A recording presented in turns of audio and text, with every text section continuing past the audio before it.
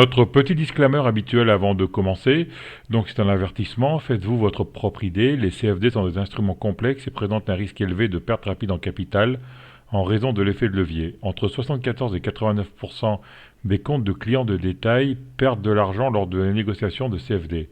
Vous devez vous assurer que vous comprenez comment les CFD fonctionnent et que vous pouvez vous permettre de prendre le risque élevé de perdre votre argent. Les informations fournies présentent un caractère purement informatif. Elles ne constituent en aucun cas un conseil d'investissement, ni une recommandation d'achat ou de vente d'instruments financiers ou de la recherche en investissement. Les informations figurant sur ce site et sur cette chaîne ne s'adressent pas aux résidents de la Belgique et ne sont pas destinées à être diffusées ni à être utilisées par des personnes se trouvant dans un pays où une juridiction ou une telle distribution et utilisation serait contraire à la loi ou la réglementation locale. Bonsoir, bienvenue ce soir à notre grosse émission pour l'interview, donc comme tous les vendredis. Ce soir, on reçoit Pavel Karepin, si je prononce bien, Pavel. Très bien, très bien. Même mieux que la Ouais. plupart. Ah, Avec un bon accent russe. merci, merci. J'étais en Russie pas mal de fois, Russie, Ukraine, Biélorussie, D'accord, dans mon ancien boulot, je m'occupais un peu de ces pays-là. Donc bon, je ferme la d'accord. parenthèse. Ah Euh, bah, très bien. Pavel, en fait, il a un site internet, une chaîne vidéo qui s'appelle Man Your Cash, où il fait un peu de la vulgarisation entre guillemets de la bourse. Et puis c'était intéressant de savoir un peu son parcours et puis qu'il nous explique un peu son trading. Donc, Pavel, raconte-nous un peu ta vie, quoi, enfin, tes études, savoir si tes études ont une relation avec le trading, ou alors si c'est quelque chose de complètement différent. Oui, c'est complètement différent. Donc en fait, comme vous avez peut-être déjà compris que je suis d'origine russe. Ouais. En fait, je viens de Saint-Pétersbourg, en fait. Ah. Voilà. Très belle Donc, ville, hein. ouais, c'est joli, ouais, c'est bon. Après, Ouais, j'ai visité ah, l'Ermitage, tout ça, avec ma femme. On est ouais, allé en ouais. juillet avec les. Mhm. Il fait journée il fait jour il fait jour Tout à. ouais, Ah, 24 c'est un heures. été, ça, c'est en juin, ouais. Ouais. Ouais, du coup, en fait, moi, je fais les études plus en informatique. En fait, c'était ma passion de jeunesse, on va dire, parce que j'étais Ouais. très passionné par l'informatique. Et mes études n'avaient rien à voir, mais vraiment rien à voir avec la finance. Donc, quand j'avais un rêve de travailler pour chez Microsoft, des choses comme ça. Donc, j'étais vraiment passionné par l'IT pur. Et je suis venu en France en 2005. 2005, ouais. Je venais déjà avant parce que bon, j'ai une famille un peu. En fait, ma soeur, ma grande sœur, elle vit en France depuis plus que moi, donc du coup, je venais assez régulièrement en France. Donc, du coup, j'étais familier avec le pays. C'était pas Mhm. nouveau pour moi quand je suis déménagé. Et je suis venu à Paris d'abord. En fait, j'ai vécu 10 ans à Paris. Mhm. Et je faisais des missions. En fait, je travaillais un petit peu en Russie, mais pendant un an et demi à peu près. Et après, je suis parti en France et je faisais des missions. Et ma première mission que j'ai eue en finance, c'était chez la banque Dexia, en fait. C'est Ah, celle qui a c'est-à-dire fait que faillite. dès que tu arrivé en France, t'as plongé dans la finance. Et comment t'es passé de l'informatique à Pas la tout de finance? suite, Ouais. pas tout de suite en fait. En fait, pas tout de suite. J'ai d'abord fait une mission chez une société qui faisait des systèmes de paiement. Et ma deuxième mission, c'était dans une banque. Ma Ouais. première mission, c'était justement c'est la banque Dexia. En fait, c'est la banque franco-belge en fait qui a eu des gros problèmes pendant Oui. la crise de subprimes. Là d'ailleurs, je sais pas si tu te souviens. Oui, oui. Euh, du coup, et moi, je travaillais sur la partie risque middle office, en fait, sur les projets qui concernent BAL 2 à l'époque. Donc, ça, Ouais. c'est les réglementations bancaires. Et c'est à ce moment-là, en fait, ce qui était bien, j'ai eu de la chance, j'ai rencontré une personne qui était dans le trading. J'étais dans le département informatique. Pourquoi je suis allé dans les banques? Parce que les banques, c'est souvent les plus gros demandeurs de l'IT. Mhm. Donc, en fait, il y a beaucoup, beaucoup d'informaticiens qui travaillent pour les banques. Et du coup, j'étais dans une DSI, en fait, dans le département de services informatiques. Et moi, je travaillais avec une personne qui faisait de la bourse, qui faisait Mhm. de la trading, etc., etc. Et du coup, quelque part, elle est devenue mon coach, mon mentor. Même s'il ne m'a pas coaché réellement, mais en fait, il m'a donné des bons conseils. En fait, il m'a un peu changé la vision. J'ai commencé à m'intéresser au sujet Mhm. et j'ai commencé à lire les premiers livres sur. En fait, mon premier livre, c'était pas sur la finance pure, c'était Robert Kiyosaki. Donc là, je pense que tu connais. Mhm. C'est pas le Père riche, Père pauvre que j'ai lu en premier. J'ai lu Guide d'investissement. J'ai lu en anglais, je sais plus comment ça s'appelle en Mhm. français. C'est Guide to Investing, ça s'appelle le livre. Et donc, du coup, là, elle parlait un petit peu de l'immobilier, de la bourse. Et là, je commençais à changer du mindset. Je commençais à réfléchir en termes cash flow, en termes investissement, rendement, etc., etc. Voilà. Et donc là, j'ai ouvert mon premier portefeuille bourse. Je me souviens, j'ai acheté ma première action, c'était Airbus. Bon, à l'époque, Mhm. c'était EADS. Mhm. Et la deuxième, c'était Model Apps. Donc ça, c'était une D'accord. petite valeur française qui faisait des trucs pour le téléphone, des accessoires. Bon, après, voilà. Et donc, du coup, j'ai fait une mission là-bas. Et après, j'étais tellement passionné par la finance que, en fait, l'intérêt envers la finance commençait à dominer mes intérêts en informatique. Donc, même si je suis toujours assez intéressé par les technologies, Mhm. mais maintenant, d'ailleurs, j'investis dans des sociétés qui sont technologiques. Ouais. Voilà. Il y a ensuite, j'ai eu la première. Parce qu'en fait, chez Dexia, c'est une banque assez, on va dire, assez particulière. Elle ressemble un peu à la Banque Postale en termes de. Bon, il n'y a pas vraiment de trading en pur sens du terme. Par contre, ma deuxième mission, c'était déjà beaucoup plus proche à ce que je fais aujourd'hui. Je travaillais pour un hedge fund de Natixis, Mhm. aussi à Paris. Et toujours en Euh, informatique, hein, toujours dans la oui, partie, oui, dans oui, le toujours, partie IT, toujours, ouais. toujours, toujours, IT, toujours. ouais. Mhm. Et c'est là où j'ai plongé vraiment. En fait, même si c'était vraiment technique comme projet, mais j'étais déjà beaucoup plus proche à ce qui m'intéressait. Parce que middle office, BAL 2, c'est vraiment quelque chose de plus réglementaire plutôt que trading, en fait. Mhm. Et par contre, quand je commençais à travailler pour un hedge fund, c'était vraiment. Je voyais les positions des différents hedge funds, je voyais comment on gère les risques. Bon, je comprenais rien encore, mais en tout cas, je touchais à des sujets, à des concepts comme l'AVAR, le value at risk, comme l'exposition, comme genre les stress testing, ce genre de choses. Donc, c'est pas quelque chose qu'on faisait directement, mais en tout cas, moi, on chargeait les données, on faisait du reporting plus ou moins de ce que on faisait. Donc, c'était vraiment basique. Hein. C'était pas vraiment la finance pure. Mais par contre, là où ça a vraiment spiké dans ma tête, Mhm. c'est quand je passais chez Société Générale et moi, je commençais à travailler dans le développement des automates de trading, d'algo de trading. Ah ouais, d'accord. Et là, Mhm. vraiment, travailler avec des desks, avec des algorithmes de traitement des gros paniers d'achat, c'est les carnets d'ordre, tout ce genre de choses. Et là, effectivement, je commençais à m'intéresser vraiment Ah là, plus. t'as eu tous les secrets des robots de trading, en fait. Tu savais comment ils tradaient, en fait. Euh, Bah, les secrets, il y a beaucoup de mythes en fait autour des algos. Mais ces mythes sont souvent exagérés en fait. D'ailleurs, j'ai vu que tu as fait une interview avec ouais, Julien Flo. En fait, on avait parlé aussi avec lui de ça, mais sur ma chaîne, justement, je fais aussi ouais, une interview avec lui. ouais. En fait, là, les automates de trading, ça ne fait que automatiser ce que traders font. En fait, il y a pas une intelligence artificielle, en tout cas aujourd'hui. Ouais, mais toi Donc, qui est arrivé dans ce milieu qui n'avait pas de méthode, ça a permis quand même de voir comment la méthode qu'avaient les robots, est-ce que tu t'en es servi pour toi ou pas, ça? non, pas du tout, Non. du tout.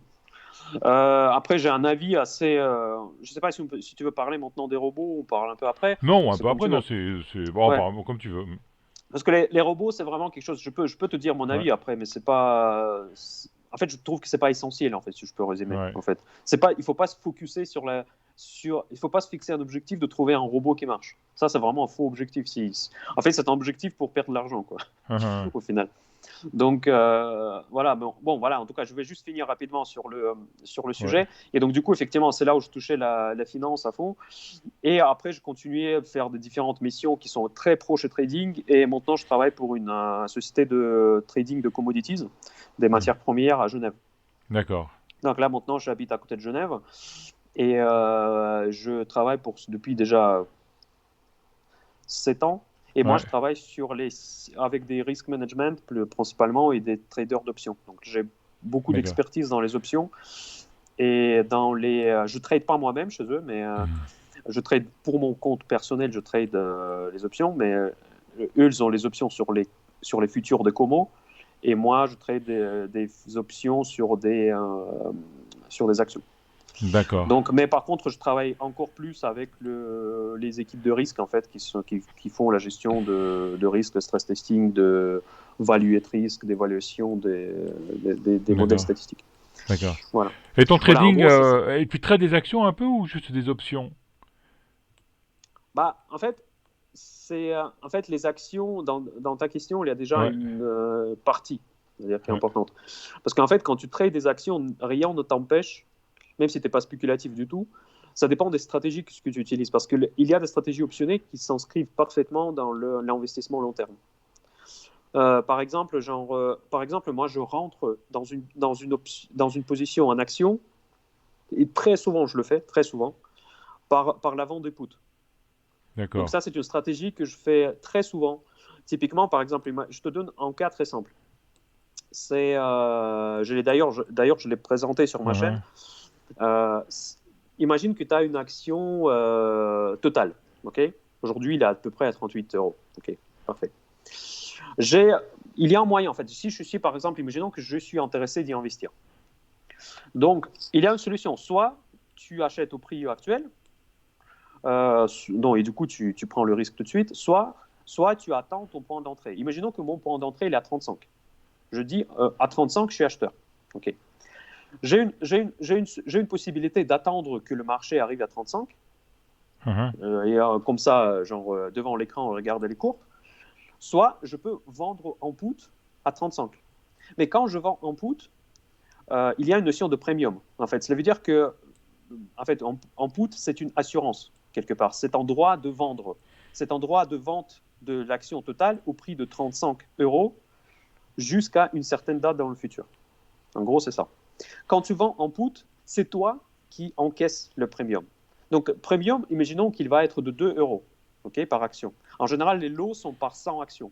Donc, cela veut dire que si le put est valorisé, que j'achète est valorisé à 2 euros, mon droit de vente. Donc, je vais tout de suite percevoir 200 euros en cash. Mhm. Okay, parce que c'est 100 actions, donc du coup, je multiplie par 100. Et j'attends. J'attends pareil, comme si quand je me suis fixé le 35, qu'est-ce qui peut arriver? Qu'est-ce qui peut arriver? Imaginons que Total, il va s'envoler. C'est trop tard pour moi, je n'ai pas réussi de l'acheter, il est parti à 40, 45, 50, etc.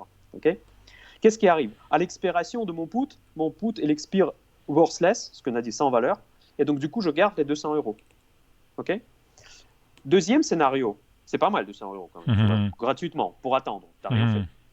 Et tu as un autre scénario. Un scénario qui, le total commence à baisser, il arrive à 34.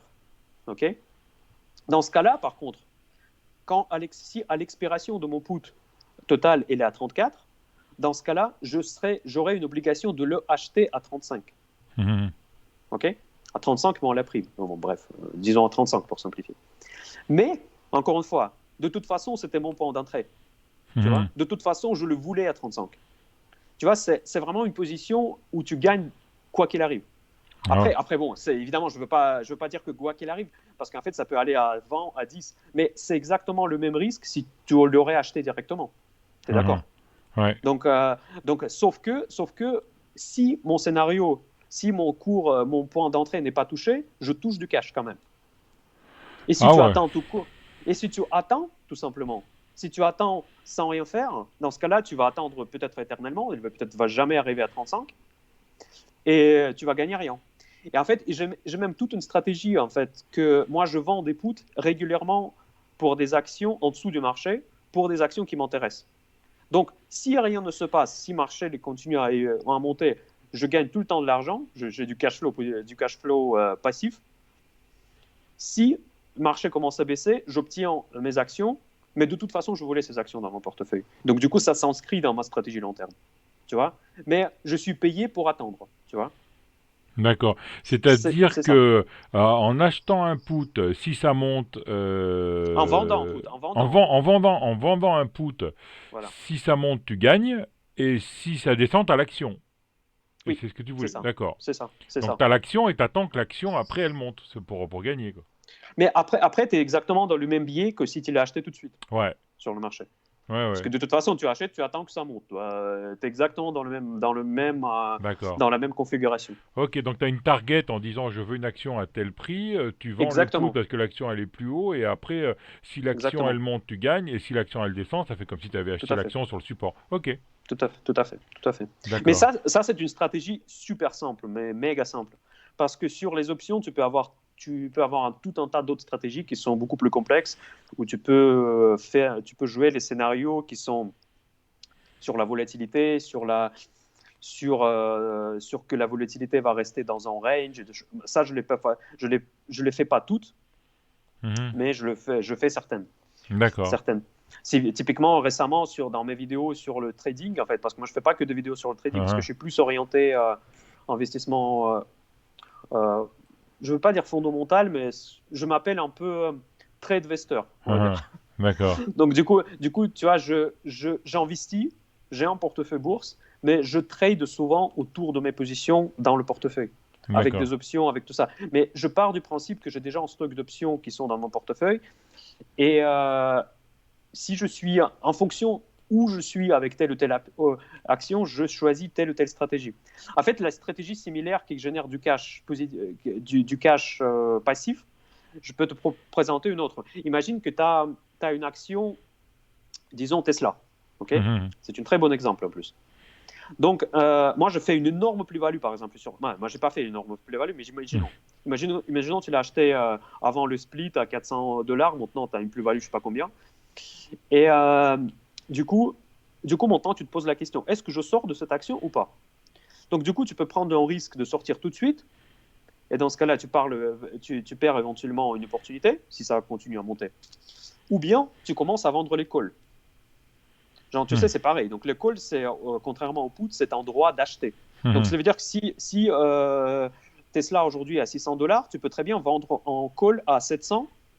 S'il attend 700, ta position sera fermée, tout Mhm. simplement. À condition que tu l'as déjà dans ton portefeuille. Mhm. OK? Donc, ta position sera juste fermée. Et c'est tout. Mais c'est de D'accord. toute façon ce que je voulais faire. Tu vois? Mhm. De toute Ouais. façon, j'hésitais. Mais Ouais. si, tu vois, voilà. Et donc, du coup, mais si elle commence à baisser, et donc, du coup, je vais garder mon put. Je vais garder mon premium. D'accord. Tu vois? Ouais. Donc, mon premium va me sauver quelque part de retournement.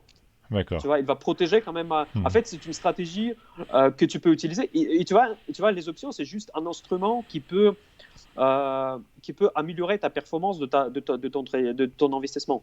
Donc, au lieu d'attendre et prendre une position ferme, soit j'achète, soit je vends, tu peux dire, je ne sais pas où va aller le marché. Personne ne sait où va aller le marché. Et donc, du coup, au lieu de prendre cette décision ferme, tu peux acheter ou vendre des puts en fonction là où tu es D'accord. C'est le sur genre des de marchés. couverture en fait alors.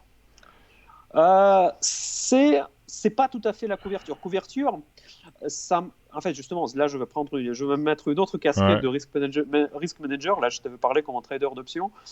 Mais couverture, c'est quand tu couvres contre un risque systémique. Risque systémique, c'est le risque de marché. Par exemple, si tu as un portefeuille de 40 actions, imaginons, Mhm. et tu crois que le marché peut baisser pour des raisons X ou Y, tu peux acheter un put sur, je sais pas, sur CAC 40 ou sur S&P 500 au cas où, si le marché en général baisse, du coup, ça va emporter ton portefeuille dans la tourmente d'une crise boursière, tes pertes sur le portefeuille vont être compensées, au moins partiellement, par ce put. Mhm. OK? Mais c'est pas le même biais. Tu vois? Ça, c'est la couverture. Parce qu'en fait, tu te couvres contre le risque du marché. Parce que tu Mhm. ne sais pas ce qui se passe. Mais dans mes exemples précédents, ce n'était pas le cas. En fait, c'était au niveau de position. Au niveau de position, tu ne sais pas si tu veux l'acheter, tu sais à quel prix tu veux l'acheter, tu vas en put parce que tu te fixes quelque part le point d'entrée. Ou au contraire, en fait, si tu veux clôturer ta position, parce que si tu as fait beaucoup de profit et tu hésites s'il faut clôturer ou pas, tu peux vendre des calls plus haut, en fait, sur des prix, sur des strikes plus hauts. Comme ça, si jamais ton scénario ne se réalise pas, dans ce cas-là, tu vas juste toucher du cash. C'est juste une manière d'entrer plus efficacement dans la position, une manière de sortir d'une position de manière plus efficace. D'accord. C'est Bah, pas vraiment la couverture. faudra qu'on voit un coup sur un exemple concret et voir comment ça se passe. Ouais. Ouais. Et comment tu choisis de rentrer sur une action? T'as des analyses fondamentales, analyses techniques, t'as des indicateurs, comment ça se passe? Tu dis par Bon, exemple, bah je sais pas, Tesla, je vais rentrer sur Tesla quoi. Qu'est-ce qui te fait rentrer sur Tesla en fait? C'est bon, sur Tesla, rien ne va me faire rentrer. ouais, Donc, bon, après, ici, c'est une question très compliquée en fait, parce que ouais, pour répondre à cette question, il n'y a pas de réponse facile. ouais. Tu vois. Euh, déjà, excuse-moi, juste parce que moi, Ouais. je suis très méfiant par rapport à ce que je dis, parce qu'il y a souvent des débutants qui écoutent. Je voudrais juste revenir rapidement sur ce que je disais avant, que ceux qui veulent trader les options, il faut faire beaucoup attention parce qu'il faut suivre une formation avant. Ouais. Ça, c'est clair, parce qu'en fait, c'est des instruments très puissants, mais il faut savoir les maîtriser. Surtout la vente des calls, par exemple, si vous vendez en call, vous pouvez, c'est juste un disclaimer, hein. Hmm. Si vous vendez en call, vous pouvez perdre plus que vous avez sur le compte. Hmm. Donc, si vous n'avez pas, une position déjà dans le portefeuille. Donc, Hmm. ça s'appelle le call nu, en fait, quand vous vendez en call sans détenir l'action. Hmm. Il y en a beaucoup qui le font. Il y a beaucoup de chaînes scam ou des chaînes qui vendent des rêves qui parlent de ces stratégies-là. Mais n'oubliez pas que vous pouvez perdre plus que vous avez sur le compte. Ouais. C'est C'est super important c'est ce qui est à arrivé aux savoir. États-Unis avec un jeune et Robin Hood, et je Ouais. crois même qu'il s'était suicidé, si je dis pas de bêtises. Hein. C'est extrêmement. Ouais. En fait, c'est pas parce que En fait, déjà, moi, je ne vends pas les formations. Ouais. Peut-être je vais vendre un jour, mais aujourd'hui, je ne vends pas les formations. C'est pas parce que je veux vendre quelque chose, je le dis. Je veux juste prévenir les gens Ouais. surtout qui sont débutants, pour que si vous allez les options, investissez dans une petite formation. Il y a des informations que vous pouvez avoir à 200-300 balles. Ça vaut le coup si vous voulez se lancer sérieusement. Ne Mhm. se lancez pas sans avoir un background suffisant. C'est juste un petit D'accord. disclaimer que je veux dire. Ah ouais. Voilà. Donc, je reviens sur ta question suivante, c'est Qu'est-ce comment qui te je fait, choisis des... qu'est-ce qui te fait rentrer dans une option? Tu regardes les chiffres, tu regardes les résultats, tu regardes le futur, ou alors tu regardes plutôt un indicateur technique, je sais pas, une Bollinger, un momentum, un RSI, le Shimoku, je sais pas. Donc, moi, j'ai trois piliers, en fait, quand je Oui. parle en fait, des investissements. Pour moi, il y a toujours trois piliers qu'on doit garder en tête. Le premier pilier, c'est l'analyse macroéconomique. Quand on investit dans quoi qu'il le soit, on doit comprendre où nous sommes, Mhm. économiquement parlant, de point de vue de big picture. On doit Mhm. comprendre le big picture économique. Je ne dis pas qu'on doit être économiste, on doit pas être un ministre de la Finance, Mhm. mais on doit comprendre où nous en sommes, quelle est la situation globale. D'accord. Donc, par exemple, aujourd'hui, on sait que nous sommes dans les conditions très particulières où les marchés montent grâce aux banques centrales, où il y a le dumping de liquidités, et c'est ça qui tient les marchés à flot. Mhm. Donc, il faut se rendre compte de la fragilité de ce phénomène. Donc, si par exemple les taux longs commencent à remonter, on est susceptible de vivre une très forte crise qui va Mhm. emporter n'importe quelle action de n'importe quelle qualité. C'est-à-dire que Donc, pour pour moi, toi, c'est tant que les banques ne remontent pas les taux, on peut continuer à acheter alors. Euh, les banques, tu veux Les dire banques, les banques excuse-moi, les centrales. banques centrales, Les oui, banques, oui, les banques la centrales. Fed et la BCE, oui. Mhm. Enfin, et les Moi, je autres. Ouais. pense que, en fait, mon avis, c'est mon avis un peu radical, peut-être. Moi, je pense qu'ils vont jamais remonter le taux déjà. Ouais. On va rester comme au Parce Japon que, alors, parce que le Japon, ça fait une éternité qu'on est en taux bas, ça fait 20 ou 30 ans, si je dis pas de bêtises. Où on est le 0, 0, 0, hein. 0 en ouais. taux, 0 en croissance et 0. Ouais. Bah, zéro, ok, parce que Japon, c'est une économie importante, mais ça fait pas tout.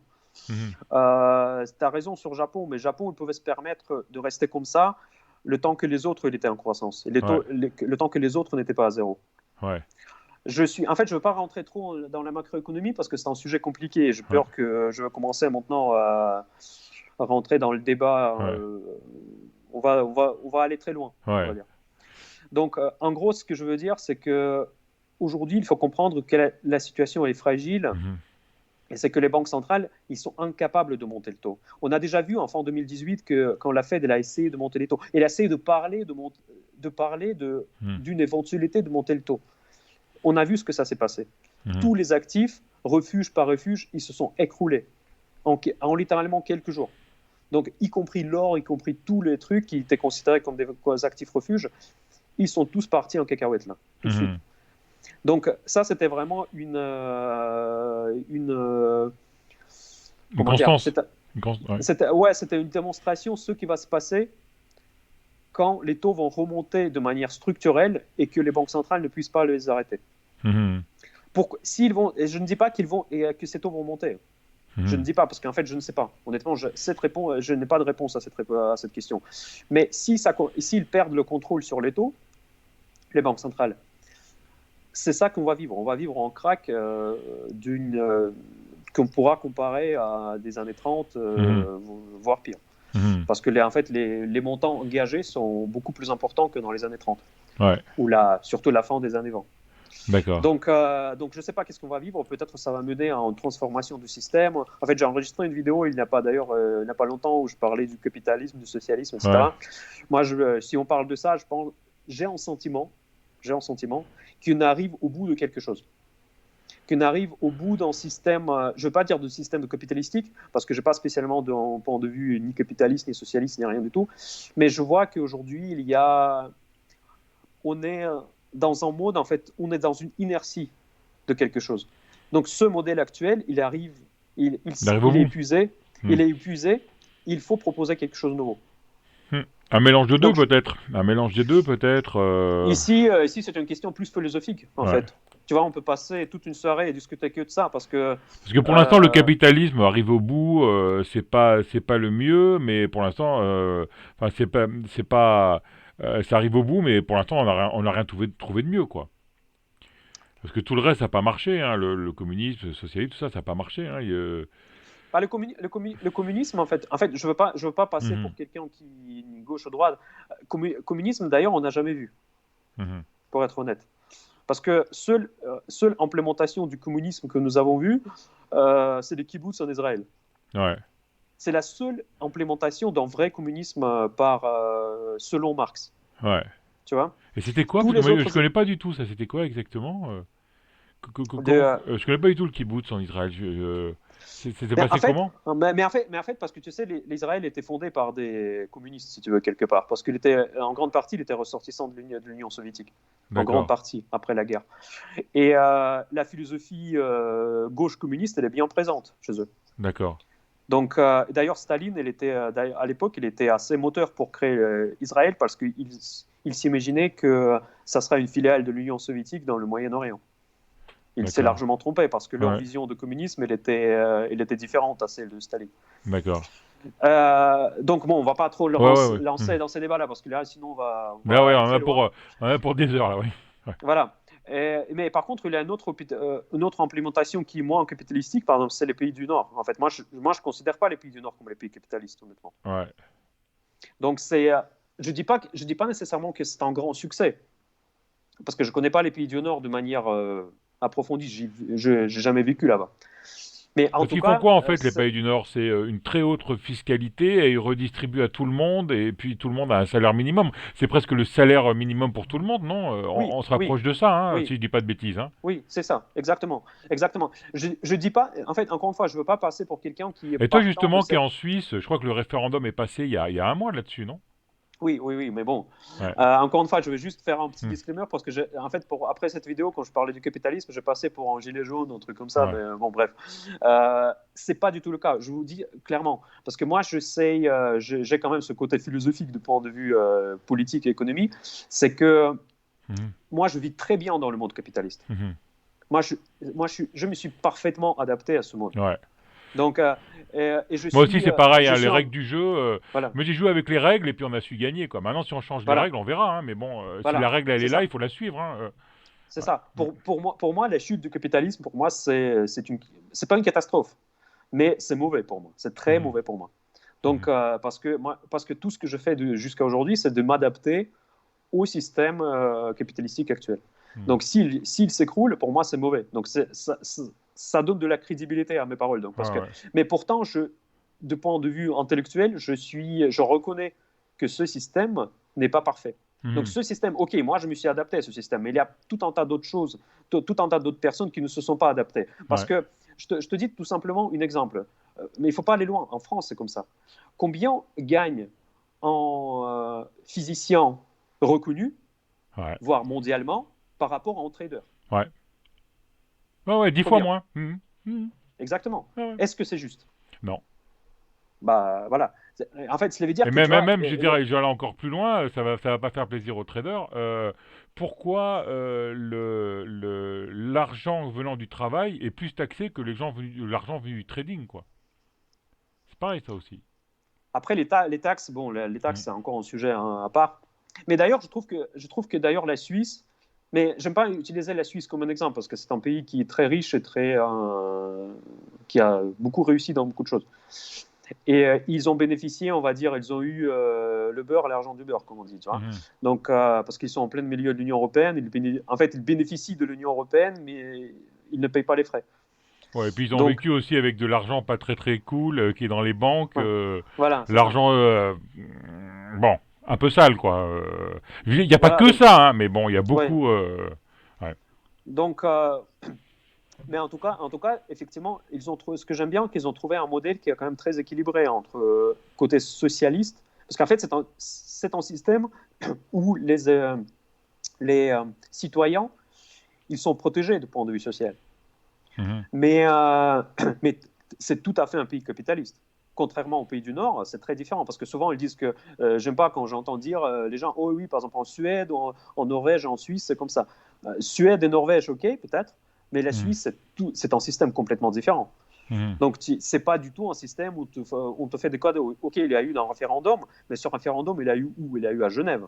Ça c'est un canton presque le plus socialiste de tout le pays. Mhm. Par exemple, ces résolutions ne passeraient jamais dans les cantons alémaniques. C'est-à-dire que si tu es à Donc, Genève, si je dis pas de bêtises, c'est t'as un salaire minimum, enfin t'as tous les mois garanti t'as 3 000 € même si tu fais rien. En schématisant, c'est pas ça. ouais, en schématisant, en fait, parce que moi, je ne suis pas expert de Ouais, toutes ces questions-là, mais c'est comme ça que je le comprends aussi. ouais. Mais encore une fois, en Suisse, tu ne vivras pas avec 3 000 €. En Suisse, impossible de vivre avec 3 000 €. Hmm. Non, mais Donc, quand je suis en allé à fait, Genève, une fois, impossible. j'ai pris un sandwich, c'était 60 € le sandwich, hein. Non, pas 60 € quand même, Ah, non. j'étais avec la famille, on avait pris 3 sandwichs, 3 desserts, 3 petites bouteilles d'eau, 60 €. Ah oui, oui, Près, oui, près bah du oui, lac, pour hein, toute la près du famille. lac de Pour toute la Genève, famille. hein. Ouais, Hmm. ouais. Quand Non, j'ai mais vu ça, j'ai dit, oh, bah, la prochaine fois, j'amène mon pain et puis mon jambon, hein. ouais, mais c'est ça. Parce qu'en fait, Ouais. à Genève, il faut pas, c'est difficile à comparer parce que avec 3 000 €, tu vas pas loin. En fait, Mhm. mais c'est, euh, mais c'est quand même suffisant En fait, avec 3 000 €, tu vas vivre mieux qu'avec le SMIC français. D'accord. Tu vois. Encore une fois, tu sais, je te dis, en fait, ils ont fait ça juste pour. Ils savent que ça ne va pas changer grand-chose au final. Parce que tu sais, il y a des autres cantons qui n'ont pas voté pour ce salaire-là, pour cette loi, parce que tout simplement, ils ne voyaient pas l'intérêt. Parce que de toute façon, il y a très peu de gens qui gagnent moins que 3 000 €.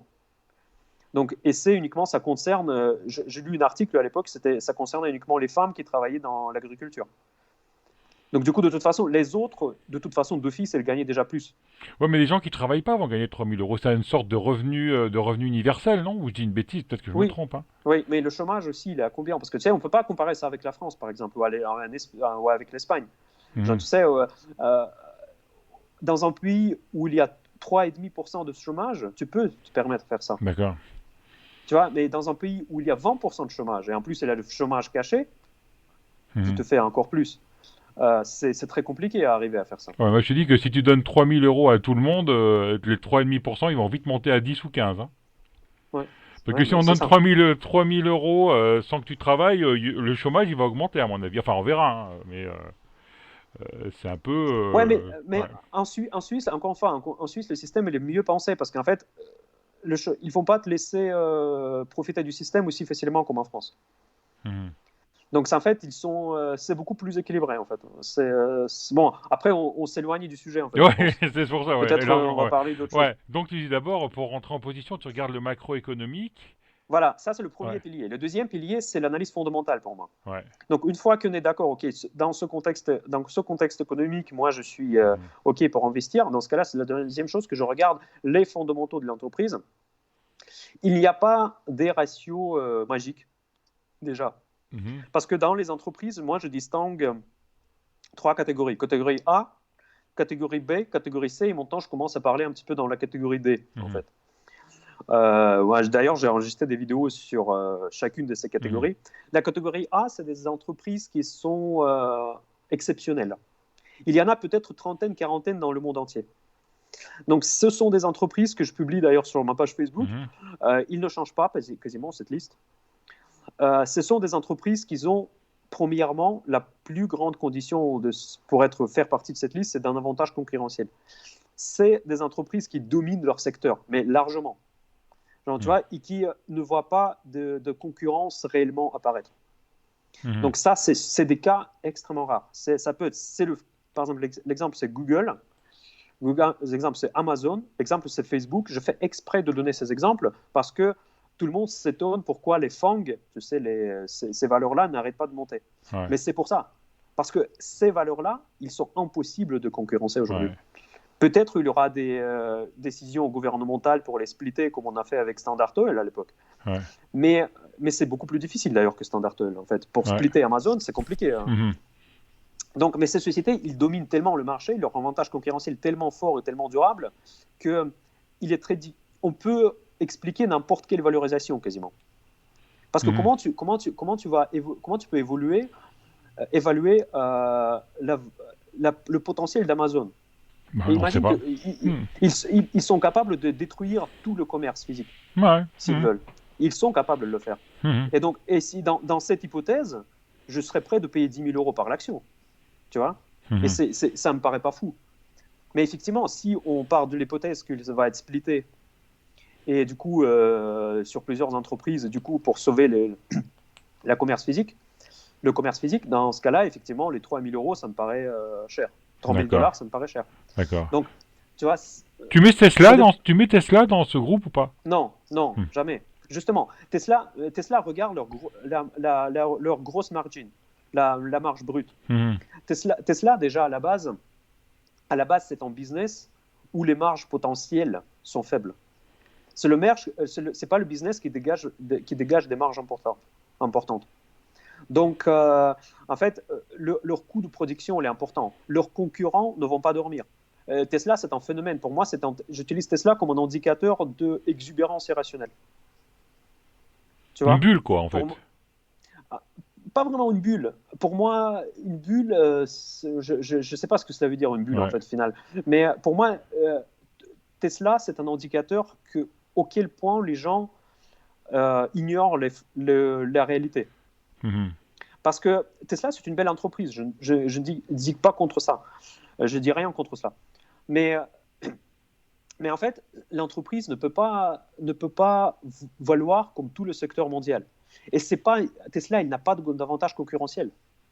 En fait, elle a peut-être au niveau des batteries, au niveau de marque, en fait, ils ont peut-être un avantage concurrentiel de marque. Parce qu'effectivement, Elon Musk, avec son commercial, avec sa personnalité, lui-même, il donne déjà cet avantage. Mais imagine ce qui va se passer. Je te pose une question. Je te retourne la question. Qu'est-ce qui se passe demain si on apprend que quelque chose est arrivé avec Elon Musk? J'espère pas. Je lui souhaite. J'admire cette personne. Mais imagine. Si par exemple Elon Musk, je sais pas, ils disent qu'il est malade et voilà, quelque chose comme ça. Qu'est-ce qui se passe avec l'action Tesla? Ah bah oui, Tesla, c'est lui, hein. Tesla, c'est lui. Exactement. Et pas que. Imaginons que même si c'était pas que lui. Regarde par exemple Steve Jobs. Steve Jobs, il est parti. C'est une personne géniale. Genre, tu sais, il est parti, malheureusement. Mais par contre, après lui, le business est là. Le business model est là. Et l'avantage concurrentiel est toujours là. Parce qu'en fait, la particularité des entreprises de la catégorie A, même si c'est moi qui va devenir son PDG, l'entreprise va fonctionner. Si on demande à n'importe qui est le PDG de Google, on ne sait pas qui c'est, quoi. Voilà, c'est ça, exactement. Parce que l'entreprise en soi, elle est tellement, elle a tellement institutionnelle, presque, elle est tellement bien conçue qu'elle vit elle-même. Et elle est efficace par elle-même. Donc du coup, elle dégage les marges. En fait, leurs coûts sont faibles, mais par contre, leurs revenus sont énormes. Et ça sera jamais. En fait, le problème, le mot clé, en parlant de Tesla, le mot clé, que ça sera jamais comme ça pour Tesla. Parce que Tesla, il n'aura jamais des marges comme Google. Donc, parce qu'il ne sera jamais leurs coûts vont rester toujours élevés. Donc, leurs investissements technologiques vont rester toujours élevés. Ils peuvent augmenter leurs ventes, je ne dis rien, peut-être, pourquoi pas. Mais leurs coûts seront toujours vont rester très élevés. Du coup, les marges vont être bouffées. Et en plus, n'oublie pas que les concurrents de Tesla, c'est des experts dans ce métier. Genre Mercedes-Benz, BMW, Volkswagen, Toyota, ils sont tous bons. Ils font des excellents produits. Et penser que Tesla va les tuer tous, je peux imaginer dans un certain scénario, dans un scénario purement futuriste, je peux l'imaginer. Mais même dans ce cas-là, puis en plus, le cœur du business model, c'est la batterie, quoi. Oui, c'est ça. Il C'est ça. suffit qu'un un des concurrents sorte une batterie qui tienne 1000 ou Voilà. 1500 kilomètres, c'est fini quoi. Moi, j'achète pas de voiture électrique parce que dans mon boulot, je fais des fois 1000 kilomètres par jour. Et je peux pas avoir une Tesla parce qu'au bout de 300, 400, 500, je suis de recharger. Mais le jour où il y a une voiture qui me propose 1000 kilomètres de 1000 kilomètres d'autonomie et que je peux recharger en 5 heures, bah, je passe à l'électrique tout de suite, quoi. Oui, c'est ça. Mm. Donc voilà, donc là, juste pour finir Mm. cette question, en fait, après, il y a la deuxième catégorie Ouais. B où je mets les entreprises, on va dire, qui sont belles entreprises, qui sont performantes, qui sont plus oligopolistiques, on va dire, sur leur business model, typiquement Airbus, typiquement Total, dont, Sanofi, il y a toutes les pharma, toutes les grandes pharma qui sont dedans pour moi. Euh, mais ces entreprises-là, par exemple, je parle des pharma parce que je ne veux pas parler du pétrole et tout ça. Pharmacie, c'est un très bon exemple. Par exemple, prenons Sanofi. Okay, c'est une belle entreprise, même si c'est peut-être pas celle que je préfère dans le secteur, mais elle n'est pas la seule. Oui, il faut probablement l'avoir dans son portefeuille. C'est une entreprise qui a de la visibilité, qui a des produits, qui a du savoir-faire, etc., etc. Bon, bref, ok, il n'y a pas de problème. Mais sauf que il ne domine pas son secteur, pas du tout. Donc du coup, c'est une entreprise qu'il faut avoir dans un portefeuille diversifié. Donc il peut subir des dégâts en fait quelque part boursiers et économiques parce que, par exemple, un de ces produits a perdu une licence quelque part, Mhm. ou je sais pas, ils n'ont pas réussi de rentrer sur tel ou tel marché. Et voilà. Donc, c'est pas un avantage concurrentiel extraordinaire. Donc, certaines sociétés pharmaceutiques peuvent obtenir les avantages concurrentiels, typiquement Bayer avec son aspirine. Mhm. Donc, pendant longtemps, il avait l'avantage Monopole. concurrentiel très fort. Voilà. Mais c'est plus trop le cas déjà. Tu vois, Mhm. donc c'est beaucoup moins le cas aujourd'hui. Et c'est pas les mêmes avantages concurrentiels qu'en Facebook. Qui va venir concurrencer Facebook? Il faut être fou pour créer un autre réseau social aujourd'hui. Mhm. Qui va dire que tiens, je vais faire un truc comme Facebook. Bah, quoique Facebook est en train va se faire doubler rapidement là, avec TikTok, Instagram, tout ça. Mais Facebook, Instagram, c'est Facebook aussi. Hein. ouais. TikTok, tout ça. Ouais, mais ils vont finir par les Snapshot, acheter. ouais. Hmm. On va finir par les acheter. Hmm. Ouais. Parce qu'ils ont tellement du cash qu'ils vont de toute façon les bouffer très rapidement. C'est Hmm. pas TikTok, c'est un peanuts par rapport à eux. Donc, Ah ouais. ils sont en train de se faire doubler dans un petit segment des jeunes, mais très jeunes, genre de 12, 14 ans. Ah ouais, alors t'as TikTok pour les très jeunes, t'as YouTube pour les plus vieux et t'as Twitter pour les moyens sont en train de passer devant Facebook. Et t'as Instagram aussi, mais bon, Ouais, mais après. YouTube, c'est pas un réseau social. Non, mais il y a beaucoup plus. Ça devient de plus en plus un réseau social, YouTube.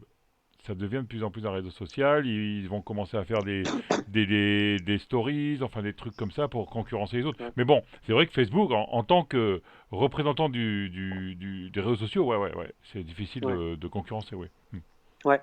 Bon, voilà. Donc, en gros, c'est ça la catégorie B où il y a, en gros, les Ouais, grandes entreprises avec des belles marges, ouais, on va dire. Bon, après, c'est là où j'utilise des ratios comme EV/EBITDA, comme Forward PER, ouais, comme ROIC, comme tout un tas de. C'est en fonction de typologie d'entreprise. ouais, Ensuite, il y a deux autres catégories, C et D. C, pour moi, c'est les entreprises de croissance. C'est ma catégorie préférée parce que, ouais, bon, après la catégorie A, je n'arrive jamais à acheter ouais. parce qu'à la catégorie A, j'achète tout simplement quand il y a une baisse. Moindre Ouais. baisse, je l'achète. T'achètes Donc, les replis alors, ouais. ouais, Ouais, oui, c'est buy the dip. ouais, Voilà, buy the dip. Ça, c'est la stratégie pour la catégorie A et il n'y a pas plus simple. En fait, c'est d'accord. vraiment tout con. Pour la catégorie B, ça dépend en fait, parce qu'il y a beaucoup de sociétés qui rentrent dans les critères de catégorie B. Catégorie C, franchement, je regarde leur croissance et leur investissement dans le R&D, principalement. Uh-huh. Donc, parce que c'est les entreprises de croissance, et moi, je veux voir des potentiels, quels sont leurs, à quelle vitesse. En fait, c'est un petit peu la stratégie de Peter Lynch, si tu veux, Mhm. très proche. Donc, en fait, je regarde avec quelle vitesse il déploie son business model un peu partout dans le monde, quelle est la rentabilité de déploiement de ce business model, comment ça avance, et voilà. Moi, je regarde très peu les ratios parce que les ratios vont être très chers. Le PER va être, je sais pas, à 200 parfois. Donc, les ratios vont te signaler la overvalued, toujours. Mhm. En tout cas, dans le marché actuel. D'accord. Donc, par contre, du coup, et Mais ici, il s'agit des entreprises qui ont déjà quelque chose à nous offrir. Donc, du coup, je C'est pas regarde les biotech, effectivement. par exemple, ou c'est pas, on parle pas de Non, ça, hein. Hmm. on ne parle pas de ça, effectivement. Mais par exemple, les actions comme typiquement NIO ou Tesla. Tesla, elle était pour moi, Tesla, c'est toujours catégorie C, malgré tout. D'accord. C'est une société de croissance, sauf que c'est une catégorie C qui est valorisée de manière extraordinaire. Ouais. C'est juste, voilà, donc NIO, pareil, par exemple. OK. Uh-huh. Voilà.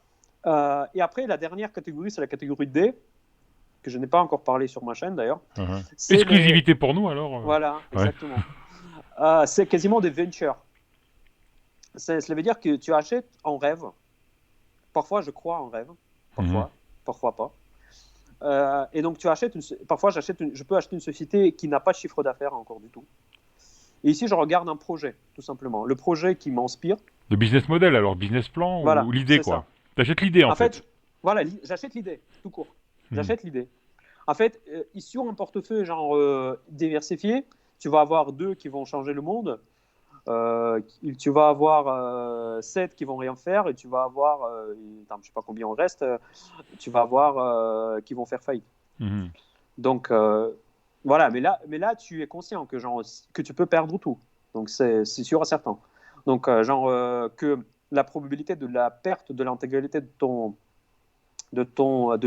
ta mise, elle est très forte. D'accord. Donc il faut être conscient quand tu investis dans ce genre d'entreprise.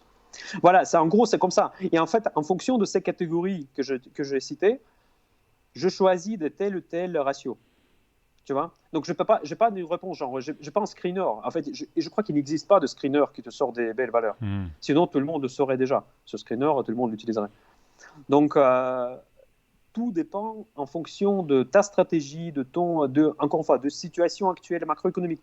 On ne peut pas avoir une réponse simple que genre utilise ces 3 à 4 Et toi, ratios et voilà, et point barre. comment tu pondères chacune de ces catégories, en fait? Est-ce que tu es toujours la même pondération ou est-ce que des fois, tu surpondères une catégorie par rapport à l'autre? Bah, en fait, c'est très simple. En fait, moi, je fonctionne par opportunité. Parce que, en fait, genre, tu vois, si le marché commence à chuter, je vais acheter que catégorie A au début. Ouais. Genre, tu sais, je vais acheter que catégorie A parce que c'est con de ne pas l'acheter. Tu Ouais. vois. Ensuite, si ça va baisser encore plus, je vais chercher dans les autres catégories. Mais par exemple, la catégorie C, je peux la garder très longtemps. Il arrive, je m'en fous. Parce qu'en fait, de toute façon, j'ai acheté quelque part un projet qui est en pleine croissance. Et d'ailleurs, la catégorie C et catégorie D, ils peuvent aller, même pendant des crises financières très fortes, ils peuvent aller contre le marché. Ce sont des rares entreprises qui peuvent être en contre-tendance. Mhm. Typiquement, genre, tu sais, une société il y a beaucoup de biotech d'ailleurs dans les catégories C pour moi. Par exemple, la biotech qui a eu un approval de FDA américaine pour un produit sur lequel elle travaille depuis 5 ans, il va exploser de 80% en une seule journée, quelle que soit la direction de S&P 500. Mhm. Tu vois. Mhm. Donc, en fait, ces valeurs-là, en fait, presque, ils sont peu corrélés aux indices. D'accord. Parce qu'ils vivent leur vie, en fait. Ils vivent leur projet parce que tout le monde, en fait, les investisseurs qui investissent dedans regardent plutôt le projet que la tendance générale. Donc ici, c'est compliqué à faire l'analyse technique, par exemple, parce que l'analyse technique ça va toujours te faire comme ça des sauts dans tous les sens. Donc la Mhm. volatilité sera énorme. Et, euh, et donc du coup, tu vas pas forcément. L'analyse technique va te montrer que des cassures des niveaux. D'accord. Donc voilà. Voilà. Donc Ok. c'est ce que je t'ai parlé de pas très rapidement de pilier fondamental. Et mon troisième pilier, c'est l'analyse technique. D'accord. C'est là où je rejoins à peu près Julien Flo, en fait, qui a beaucoup l'analyse technique. Parce qu'en fait, c'est super important de comprendre les dynamiques du marché. Parce que, OK, tu as sélectionné une valeur, c'est typiquement, disons, valeur totale, disons, je ne sais pas pourquoi, tu veux l'acheter. Mais en fait, les fondamentaux vont te dire, dans le bilan, comment les choses vont aujourd'hui. OK? Mais l'analyse technique va te dire ce que le marché pense, compte tenu de toutes les nouvelles qui circulent autour de Total. L'analyse technique va te montrer quel est le sentiment, quel est le dynamisme du titre. Si tout le monde l'achète, par exemple, tu peux trouver une valeur qui est en difficulté, ok? Mais si tu vois que techniquement, elle est très haussière, que tout le monde l'achète, ça veut dire que tu ne vois pas quelque chose. Ça veut dire que quelque chose a changé. Donc ça veut dire que les réalités fondamentaux que tu regardes, ne sont plus d'actualité visiblement. Ça te permet de voir la force des acheteurs et des vendeurs, l'analyse technique en fait. Exactement, exactement. Et même sur l'analyse long terme, je trouve que l'analyse technique, c'est très puissant. Typiquement, je faisais des vidéos à l'époque FAQ parce qu'on me posait des questions. Et à un moment donné, je comparais Nestlé et Danone. Et moi, je ne savais pas que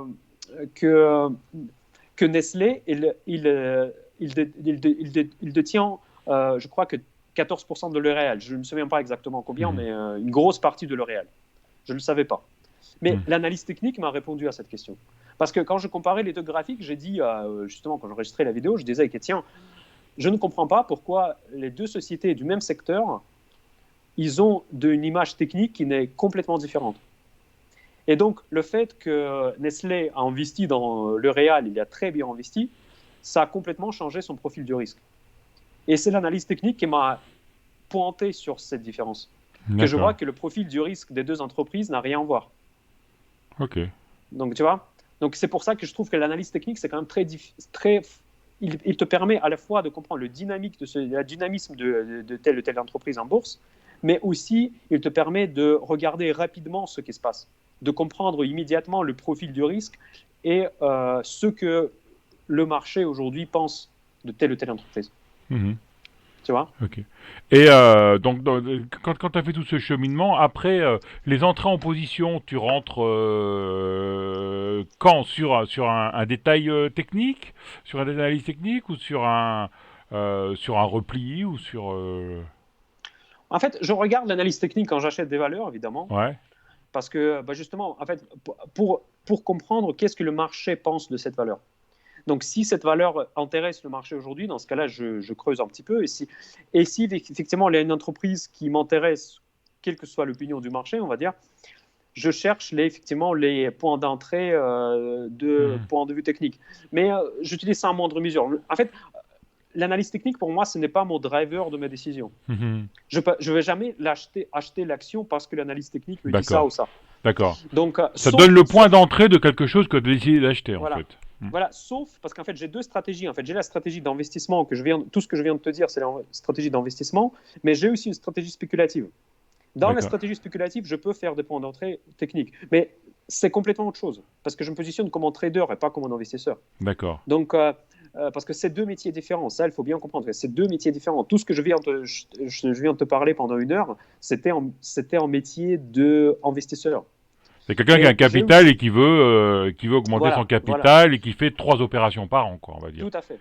Bon, pas forcément, peut-être plus, mais je fais aussi du trading. Je fais moins, sur des volumes beaucoup moins importants, mais quand je fais du trading, en fait, effectivement, je regarde beaucoup l'analyse technique parce que c'est que ça qui compte. Parce que quand tu trades, par définition, tu trades la dynamique de ton sous-jacent, de ton actif. Ce qui t'intéresse, c'est le dynamisme de son. Et en fait, tu essaies de profiter des mouvements. Donc, par définition, c'est l'analyse technique qui va driver tes décisions. Mais c'est un autre métier, encore une fois. C'est pas.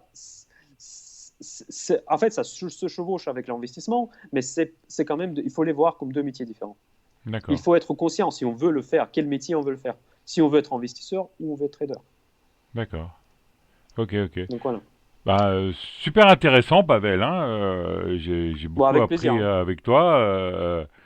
Faudrait qu'on refasse une interview alors un jour et qu'on parle de quelque chose d'un peu plus technique, une petite interview de 10 minutes. Ça marche avec un grand plaisir. Ok, merci Pavel. Donc le site de Pavel c'est Mind Your Cash, c'est ça? Mind Your Cash, oui. C'est ça, exactement. Merci. Allez, merci, bonne soirée. Au revoir, merci beaucoup pour ton invitation. Salut, ciao.